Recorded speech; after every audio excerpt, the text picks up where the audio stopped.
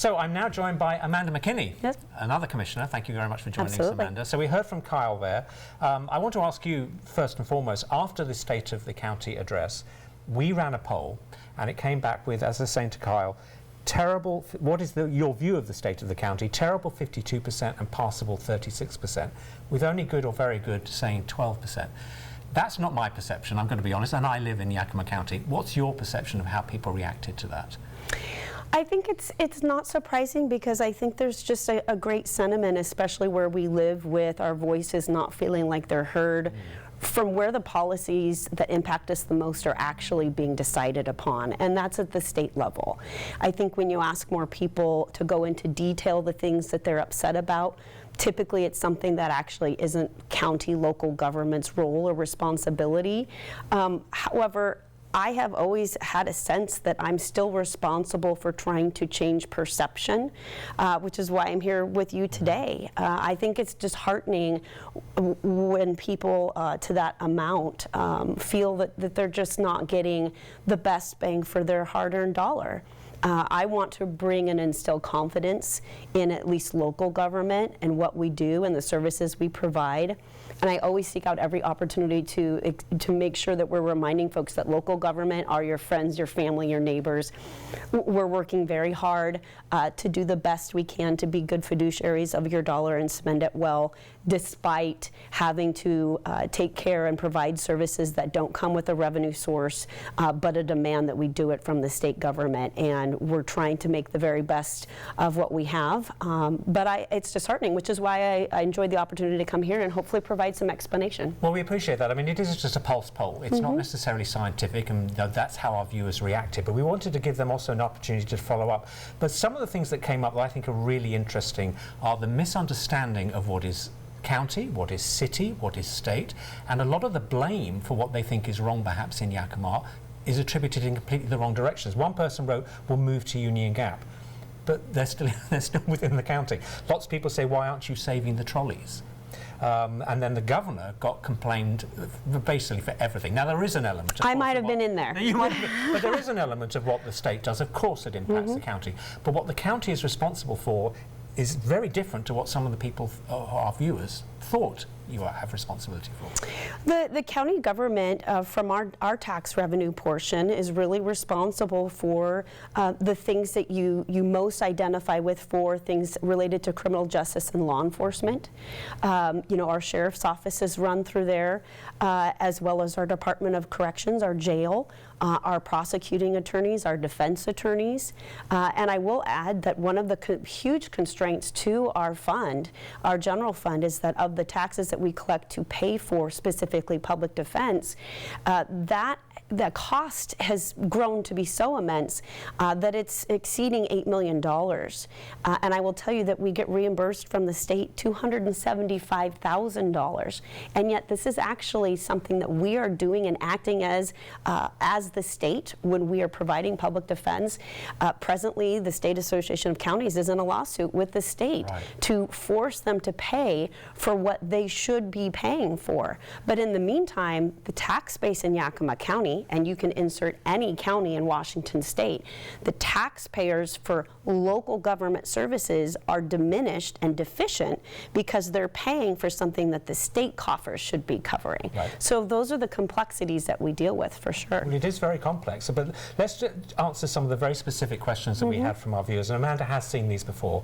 But Dave Mullen wrote in, he said, I've never heard that manageable and a $15 million deficit belong in the same sentence. But in fact, now you didn't use the word management. That was very much good. But how do you react? I mean, $50 million deficit is huge. So I think the best way to explain it is, well, where does the deficit come from?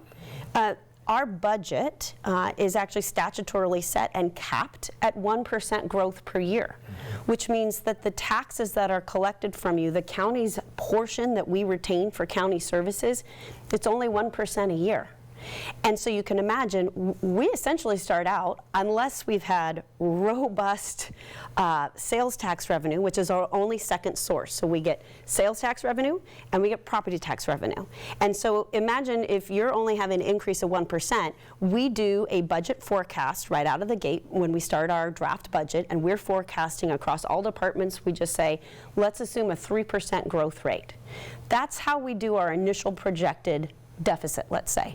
And that's where the $15 million comes from. As you said, I didn't use the word manageable, that I think was attributed to someone else, but I'd be happy to explain that the reason why we go through our process of budgeting then from September through December is to say, well, clearly 1% growth is not enough to cover.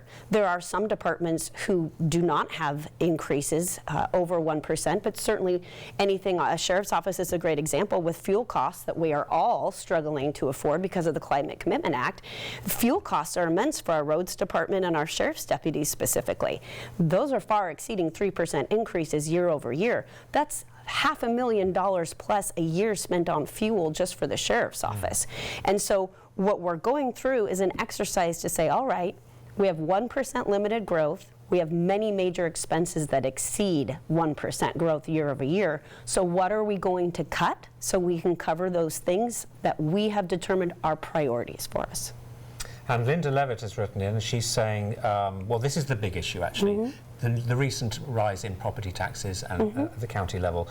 She wrote that, are you overinflating or inflating county assessed to fill this gap? And she says that her increase was over $100,000. Now, this is something we heard from everybody. Now, we did talk to the county assessor, Jacob, a few weeks ago, and we're going to be talking to him immediately next. But this is something that's become a huge concern for so many people. When we all see the big sticker, it is a shock. I think it's important to show, too, at least to take a step back and look at what your valuation is and know that it's separate from taxation. And so to answer Linda's question directly, we don't inflate values to increase vet revenue. As I just said, we are limited to 1% growth per year. So whether or not property values in Yakima County have gone up 20% year over year, the county is limited to 1%. So there's no reason for us to go out and do anything that is other than accurate market value assessments. I'll let the assessor talk about the process of that. But I would say too is that if you actually look at what your tax bill has been over the years, you will see that an increase in valuation does not necessarily correlate to an increase in property tax. My own home is a great example. My husband and I have seen our property value nearly double since 2020. But we're actually being charged property taxes in 2026 a couple $100 a year less than we were in 2020. The valuation process is a denominator for us to determine what your parcel's share of that 1%, that budget is with that 1% increase. And I know that the assessor has a great analogy. I'm going to let him use it. But I will say that we do not have the ability to create revenue. It is statutorily limited to 1% growth every year. And so sales tax is our only other revenue, and all of the projects that I think people see and they wonder, well, why are we spending money on that if we don't have enough money for this?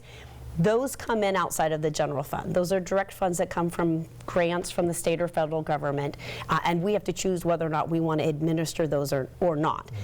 I don't expect the general public to understand all the complexities. In fact, that's why I'm here. I believe they trust my judgment to be able to discern how best to use our taxpayer dollars, and darn if I don't put every ounce of energy into it every day. Well, that is the reason you're here, and we appreciate that you took the opportunity to respond. Now, Katie Lacey was saying Yakima County did have a surplus. Where did it go? Where is all the money that came from the new homes that were being built? She's suggesting perhaps we may need our own Doge here in Yakima. The Doge is popular. I would say that in concept, Doge is something that I implemented on a personal capacity when I joined the board, and I can provide some examples. But the increase in sales, property tax from new construction, roughly it was a couple $100,000 extra to our overall general fund. That's over $80 million in a general fund that might see an increase of several $100,000 a year from new construction. It's not a lot. And with DOGE, we are indeed audited. Every single department is audited by an external bipartisan agency. The state provides an audit for us, and we go through it. And so we have checks and balances that are required by the state. So the auditing is not, I think, what people are really focusing on. I think the DOGE is somehow there's got to be waste, fraud, and abuse. And we hear this especially on the federal scale.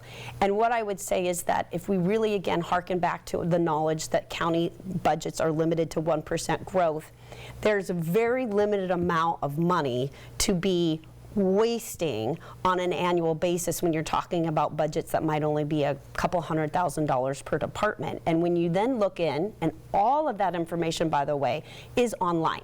And that was something that was critically important to me because I wanted people to have easy access and transparency to understand how are our local taxpayer dollars being spent. And you can actually go into each individual department at the county and you can see for yourself how the money is being allocated, whether or not it's to paper, whether or not it's to fuel, whether or not it's to employees, what the benefits are. And I think it's important to ask those questions. And I don't want people to stop asking those questions. But I would invite them to take the next step of actually looking, because the information is definitely out there. And I would love for people to take the time, which I know everyone's busy. But if you have concerns genuinely, call me, email me, and really look at the information because it's out there. And we would always welcome people to provide us with other solutions we may not have thought of. Well, that's a very good answer.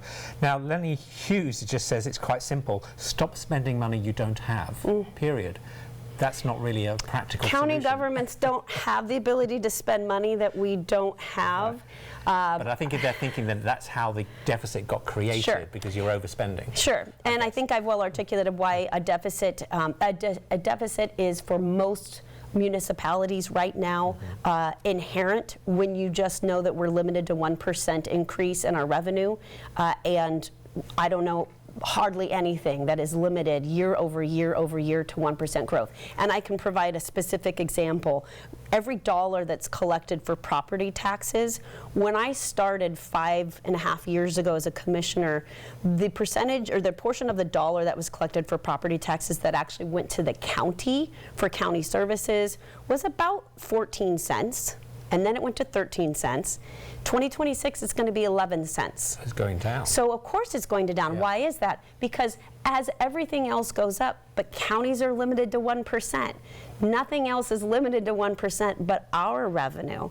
And so the portion for counties will continue to decrease as exponentially everything else increases, but we continue to be capped in what we can capture of that. And mind you, I want to be clear, I am not advocating necessarily for more property taxes. I would say there is clearly a disparity between what the state is collecting and keeping and what local municipalities are able to get. And then when you layer on the fact that we are performing state functions without payment for it, the burden becomes even more clear. That makes sense. Okay. Now, John Jensen is saying by raising assessed values and increasing the levy code, our property taxes have exploded. Now, I'm not absolutely sure what the levy code is, but he has said that seniors who are fixed on fixed income simply can't keep up. And we also got an email from Michael Stein. His wife is unwell, he's on a limited income, and he was saying he's really got no choice but to leave Yakima if this continues. How do you react to both of those, to people who are on fixed income? Well, first of all, empathy, and it's heartbreaking to know that, of course, the way the funds are being spent by the state are not perceived to be spent on priorities of government that we perhaps have in our local community compared to what the state's priorities are.